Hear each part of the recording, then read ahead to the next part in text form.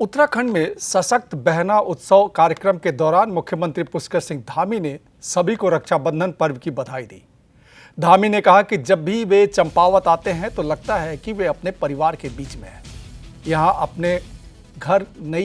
यहाँ आने पर उन्हें नई ऊर्जा मिलती है। यही ऊर्जा काम करने की उन्हें ताकत देता है। धामी ने कहा कि उनका लक्ष्य मातृशक्ति बहनों और बेटियों में अपेक्षाएं हैं, उसे आगे बढ़ाना है। सीएम ने कहा कि 50% आबादी की 100% सुरक्षा है समान नागरिक संहिता कानून। इससे पहले दिल्ली में और यहाँ भी सरकार थी, तब विपक्ष ने कोई कार्य नहीं किया। अपनी तिजोरी भरी, मेहनत करने वाली महिलाओं का कोई कार्य नहीं हुआ।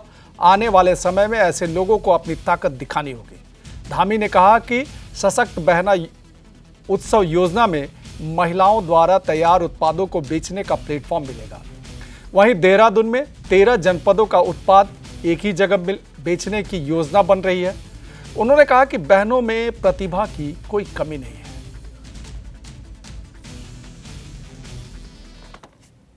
और हमारे प्रधानमंत्री जी ने महिलाओं के लिए जितना काम किया, देश की आजादी के बाद किसी सरकार ने वो काम नहीं किया, किसी प्रधानमंत्री ने वो काम नहीं किया जो नरेंद्र मोदी जी ने किया।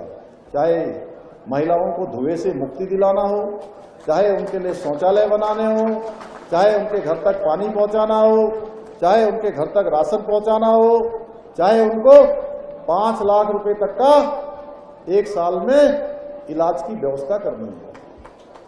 इतने काम, चाहे बेटियों का रेशियो कम हो रहा था, बेटियों को बचाने के लिए बेटी बचाओ बेटी पढ़ाओ अभियान देश के अंदर शुरू करना हो।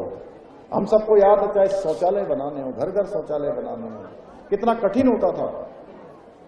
शौच के लिए रात का इंतजार करना पड़ता था, सुबह अंधेरे से पहले जाना पड़ता था। तबियत खराब हो जाए तो भी जो है उस तकलीफ में भी जगह नहीं मिलती थी। इस प्रकार के काम उन्होंने करे।